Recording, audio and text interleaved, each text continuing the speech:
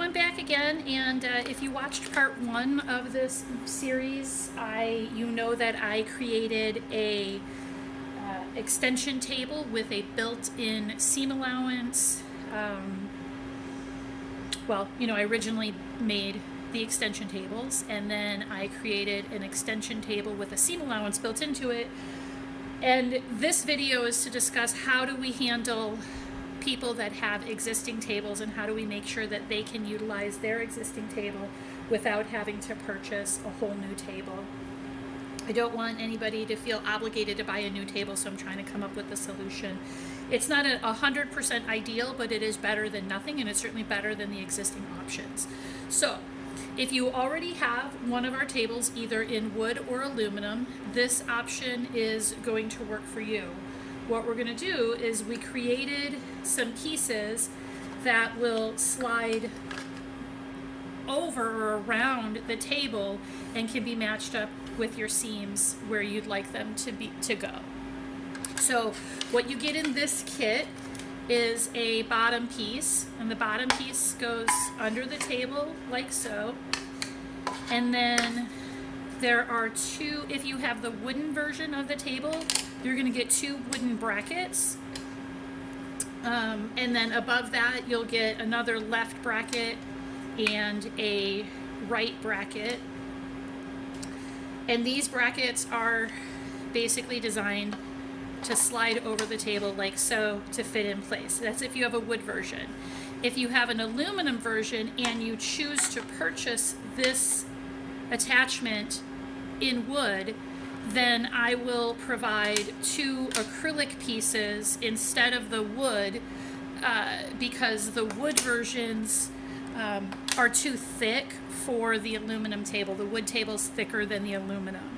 So I'll give acrylic pieces instead to make sure that this can fit around and fit snugly to the table as designed. So I'm going to show how this extension table attachment works. So off camera, I'm going to put the table together and then I'll come right back. I have assembled the attachment piece, and what this is, it's got, again, the bottom piece. Because I'm attaching it to an aluminum table, I have the acrylic piece right here, and then I have the two brackets, the left and the right side, to attach to the table. And so what we do to install it is we just take it right to the end of the table and slide it in place. And everything is going to fit snugly to the machine. And ideally, what we want to do is make sure that the table, the bottom bracket and this middle piece here, make sure that they're flush to the table. And I'm going to slide this over. So now that this has been slid over, now it's time to determine the placement of the right side bracket. And as with the table attachment, the table design with the attachment pre-built into it as part of the table, I have this seam allowance gauge. And what I'm going to do is I'm going to place this in the notch of the table of this right bracket, and then I will put my needle down at the line that I want to sew at. So in this instance, I'm going to sew at a 3/8 inch seam allowance. So I'm going to lift my foot up, get my threads out of the way, and then put this piece and put my needle down at 3/8 inch. I don't put my needle all the way through, of course. I just put the needle so that way it touches the piece of wood. And then I'm going to take this right bracket and I'm going to snugly push it against this seam gauge. I think that's a good name for it. Now with my other hand, I'm going to push underneath the table and I'm going to make sure that the bottom piece is flush against the cylinder arm, all the way against the front of the machine. Just make sure that that's pushed as close as possible in. And now I want to just tighten up my brackets. I want to tighten up the right bracket. So making sure that my front pieces are flush and that things are straight, and I'm using my thumbs to make that happen. I'm going to tighten this bolt down. And then I'm going to do the same thing in the back. So I'm going to push these two pieces toward my table, toward the metal table. I'm going to push both of them in. And when I do that, I'm also using my finger to feel along the backside just to kind of make sure everything is flush. If they're flush and straight, then this bracket is straight, because then it's straight up against the table. So sorry for my arm being in the way.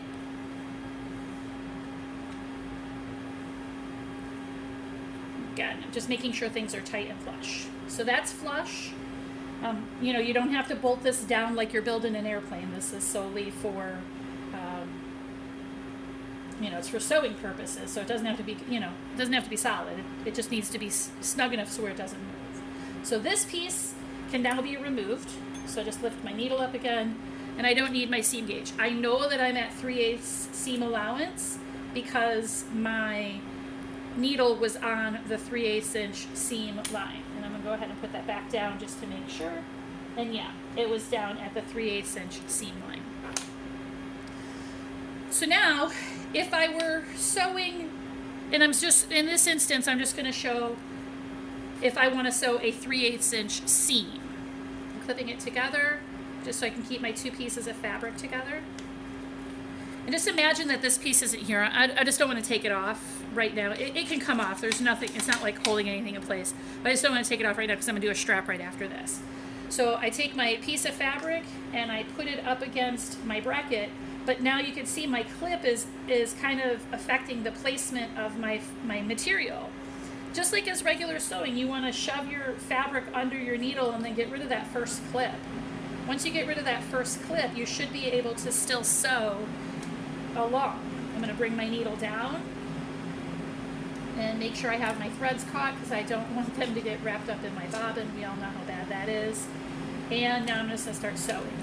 And before I get too far, I'm going to pull this clip out, making sure everything is still flush against my brace here. And as it is, pull it, let it sew all the way through. And now we've got our threads at a 3/8 inch seam allowance. And let's check to make sure that it is in fact 3/8 inch. And as you can see, we are at 3/8 inch. There you go. So a 3/8 inch seam on using the bracket marked at 3/8. But now let's say I want to come around and I want to make a strap. But I've been doing my 3/8 inch. I'm kind of done with it. And now I'm going to make a strap, and my strap I just want at 1/8 of an inch. I just want to get the edges. So now what I got to do is I got to realign everything. Go ahead and put this piece in place. And this is the sole reason why I want this table. I don't really care. I care about the seam allowance, but I don't struggle necessarily with that because I usually mark my seam allowances to get myself straight, and I do a pretty decent job. But what I'm more concerned about is getting straight lines on my straps. The straps, my lines always come wavy no matter what I do. Whether I have my drop down bracket in place, it just never works out right for me. So I took the drop down bracket off because I don't use it anyway. And what I'm going to do is I'm just going to readjust my table here to make sure that it fits at 1/4 or 1/8 of an inch, because that's the seam allowance I want for my strap. So I'm putting my needle down at the 1/8 inch line, and I'm going to loosen this bracket and slide it over, still pushing to make sure my bottom table is flush against the arm of the machine, at the bottom of it. And what I'm talking about is making sure that this opening here is flush against the arm of the machine. So my hand's pushing there, and then I'm taking my other hand and I'm pushing the right side bracket against my seam gauge. And it looks like it's good, making sure everything is flush, both front and back. And now I'm going to tighten it down. And lift my needle, take my piece out. And then, so now I want to make a 1 inch strap. That's a common strap that I make. I can still make a strap of any thickness, 1/2 inch if I wanted to, as much as 2 inches. Probably could go a little wider than 2 inches, but I don't think most of us make straps wider than 2 inches. So what I'm going to do is I'm going to set this at 1 inch. And how do I do that? Is I had made these pieces. These are spacer pieces. And I have the 3/4. They come in a set of 2. So I've got 1 inch, 1/2 inch, and 3/4. And what that's going to do is it's going to allow me to set this in place, both at the front and the back, to make sure that my thickness between my 2 braces is 1 inch. You don't want it completely tight, because then you won't be able to get your fabric to flow through smoothly and you're going to get caught at your needle. You want it just to be a little loose, and this is really just a track, just to make sure that you can get your material in the way you want it and at the width that you want. And since I have them set at 1 inch, I'm going to go ahead and tighten it up, again making sure this is flush against my table. And again, both of my pieces move freely. Now I'm going to take my fabric and I am just going to make a really quick strap, and all I'm going to do is I'm just going to fold this over, fold it in half and then fold it in half again, so that way I have a 1 inch strip. I'm going to do that off camera so I can make it quicker. Okay, so here I am. I have made my strap. I just clipped it together. I didn't do anything with it. I didn't put any glue or tape like I normally would. I just did a really quick job. I want to show this strap going in this track and going in smoothly underneath the needle. So I'm going to take my first clip off, just put it off to the side, and then I'm going to put my fabric underneath the needle and drop my needle down. So now my clips are kind of in the way from preventing this from being in the strap, but that's okay, because as long as it's in the track up here, it kind of doesn't matter what's going on elsewhere. We just need to make sure that it stays in the track right in this needle area. If it was taped down or glued down, then I could take all these clips off and this would fit in the track with no problem. But since I don't have that, I'm just gonna sew this in place as it is. So again, holding on to my threads as always, and now I'm pushing my fabric through. Or not pushing, the machine's pulling it through.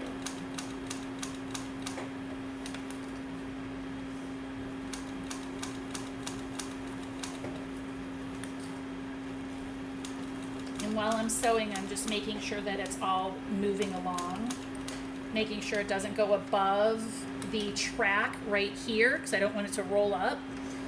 I want it to stay snug in front and on the side here.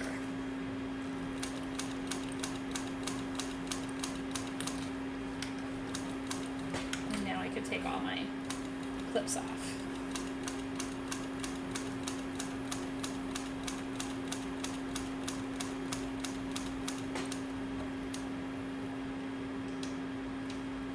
So I have my strap, and sure enough, it's a pretty close edge. It's not the best looking strap because I didn't do it the right way, the way I would normally do it, but there shows the 1/8 inch seam allowance. Now if I take and I flip the strap over, now I don't have any clips in my way. I can going ahead and sewing my strap in place.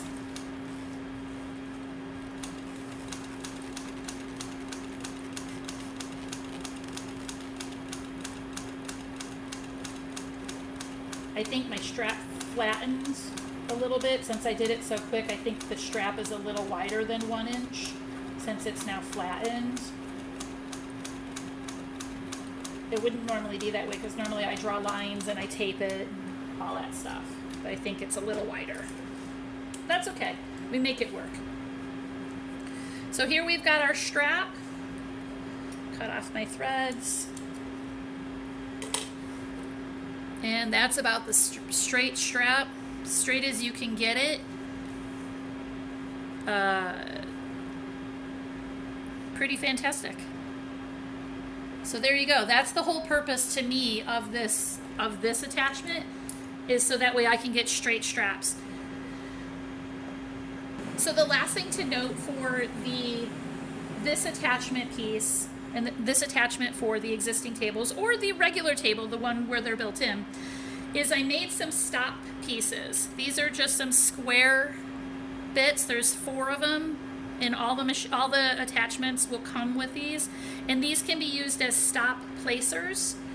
And you can install these at various points to make sure you can bolt these down. You can make sure that this piece won't move. The purpose of that is, let's say you need to take this off for some reason. You don't want to use this for your seam allowances, but you do want to keep it in place for straps. And maybe you always want to have this set up for quarter inch seam allowance on a 1-inch strap, and that's really what you want this for. You don't want it for anything else. You can set your stops at the appropriate places, front and back, so that way these 2 pieces can't move farther, but you can loosen them so you can get the table off. I don't have bolts that are long enough to attach this to the table. Unfortunately, I don't have any to show you, but I'm sure you get the idea. The theory is that you can, if you take your bolt and you drop it in place, say in the back, and then tighten it down, if these 2 pieces are in place, this won't move. Well, it won't move that way. It can move this way. But if it moves this way, that's no problem, because all you have to do when you're ready to reinstall the table is just make sure that these are still in place, push this bracket against those stops, and then tighten them down. There you go. All right, so that was a demonstration of the strap attachment, seam allowance attachment for existing cylinder arm tables that are designed by Recent Relics Designs. And if you have any suggestions or questions, please send me a note. I'd love to hear from you. These options are going to be available in the Etsy shop shortly. I have to submit the designs to the manufacturer, so that way I can get a timetable for when they will be available in aluminum. The wood versions will be available immediately. I just have to figure out the price point, and I'm working that out now. This is Barbara Craig at Recent Relics Designs, and I'd love to hear from you. Thanks.